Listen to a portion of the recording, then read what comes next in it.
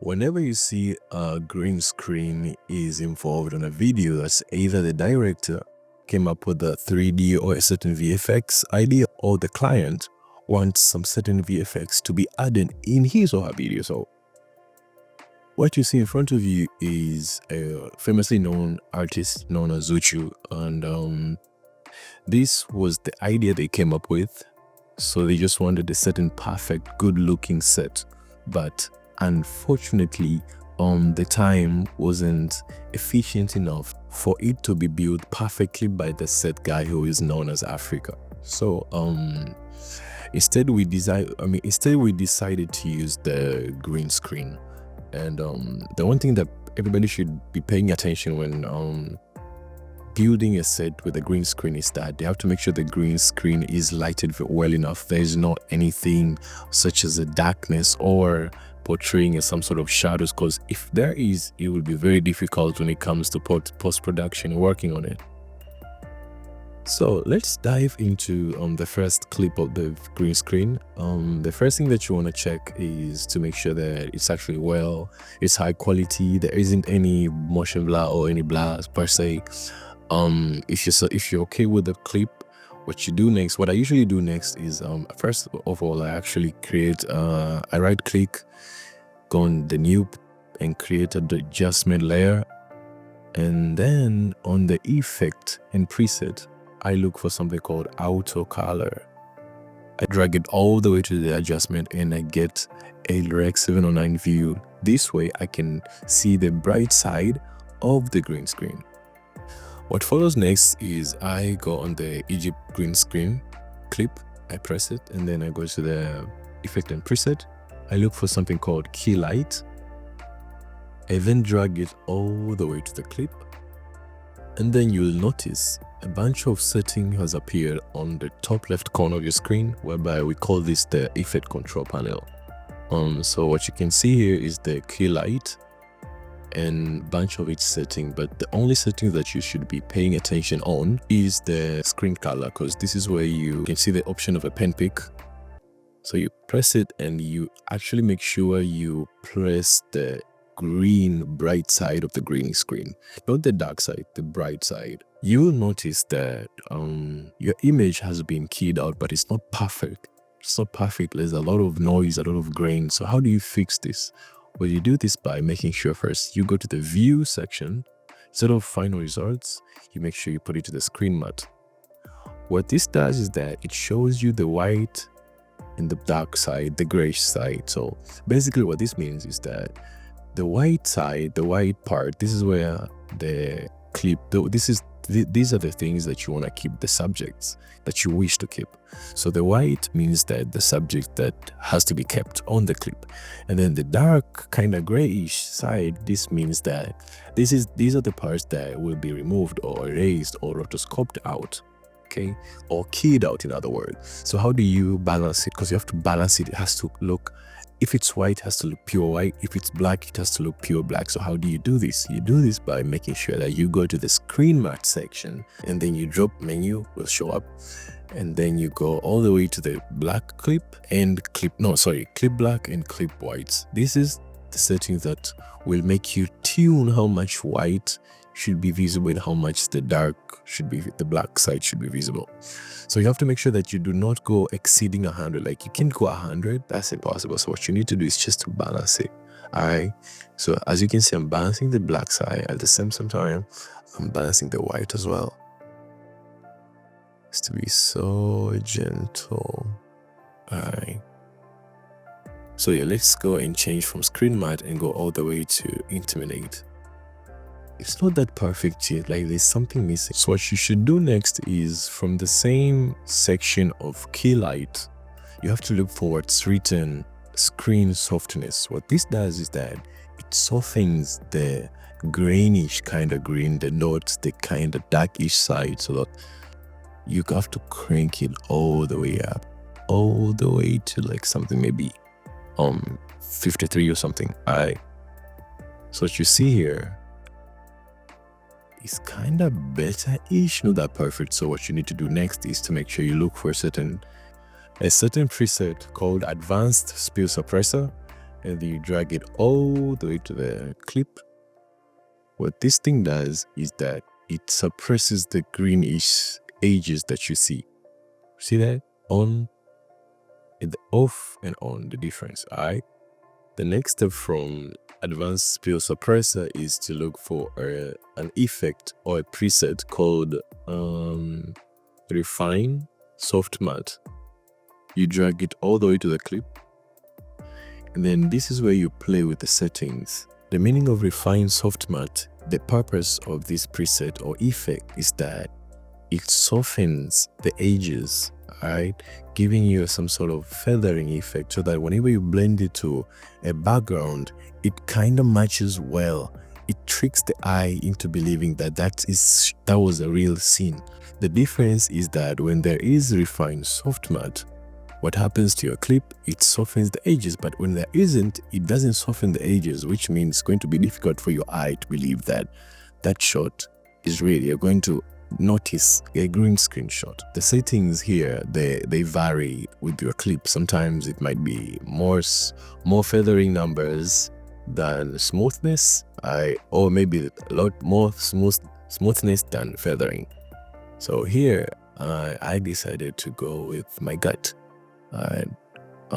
First thing first, you can either decide to mark or unmark the calculate edge details. Usually sometimes, and for this clip I will unmark it, and then I will deal with the feathering.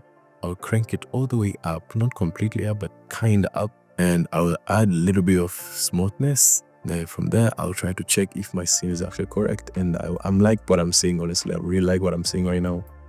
And the other setting that you can try, if your shot has a lot of motion blur, you can mark the more motion blur section. If it doesn't, you just leave it as it is. I'm okay with what I have. So the next step is to show you the concept behind. Well, the director had this idea of a set, like an Egypt or desert kind of set. So what I did, I created a 3D set. This is the first one I did with a lot of props and assets. This is the second one, which is just plain. And I also did another one. I did this after the video was shot, because if you look at it correctly, it has all the props that were used in the video. So what I did, I went on this particular shot here, a wild shot. Here. As you can see, it has all the three kind of mini drums, the mini guitar and the zeze, and the big drums as well. So I created that 3D set from this one. So the first one and the second one are the actual 3D set that were liked by the director. So we decided to use this one for the wide shot, and the close-up we decided to use this one here. So all we did, I just removed some of these 3D sets that are here to just have a plain actual background. So as you can see, what I mean when I say this is like this.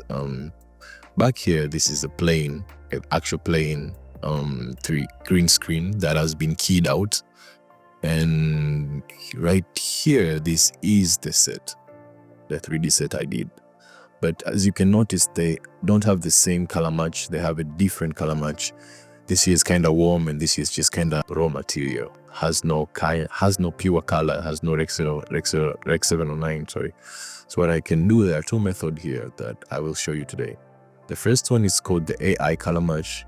So what you just have to install it first, and I'll make a video about how to install it, how to get it correctly, but you have to install it, and it mostly works on a MacBook that has an M1 Apple Silicon chip, from M1 going all the way up. So AI color match, you take it and drag it all the way to the clip that you wish to have it colored. And unfortunately, the server has some issues right now. That's why it's writing that can't connect to the AI machine, but I do have connection on my PC. So the benefit of this is that it saves you time. If it were working, all you have to do is go to the color style image, And then instead of none, you have to select a clip that you wanted to copy that particular color. Let's say clip 1 3D. And then you do have to go and select match at playhead. What this one does, it copies this color and implements it to this footage here. Yeah, so that is the quickest way. But another method that most people do is they use the lumetric. This is the manual lumetric, but you have to be familiar with the little details about color grading as well. So I have to put this on top of this clip that I want it to be color graded, to be color matched with the background set. And the two things that you should pay attention on is the basic correction as well as the curve. So the curve, I don't quite remember correctly because it's been a while. I usually use AI color match recently, but you have to play with the curve. Usually I do this. I lower this down a little bit to get that little bit of contrast. Then I raise this up a little bit to get that highlight. And also I play with this just a little bit, not to burn or destroy the clip. And then I go all the way to the basic correction and I deal with the highlight as well. I can lower it down. As you can see, we are kind of getting there. And also at the same time, we can raise the contrast a little bit. Yeah, see, we're kind of there. I'm not that good at color grading, to be honest. And the one person who did the color grading in this is a person known as iDirect on Instagram, or Just Edit. He's a very good color grader, perfect one, to be honest. Yeah, so from this one, from him actually, I got a very perfect footage. Let me show you what I got.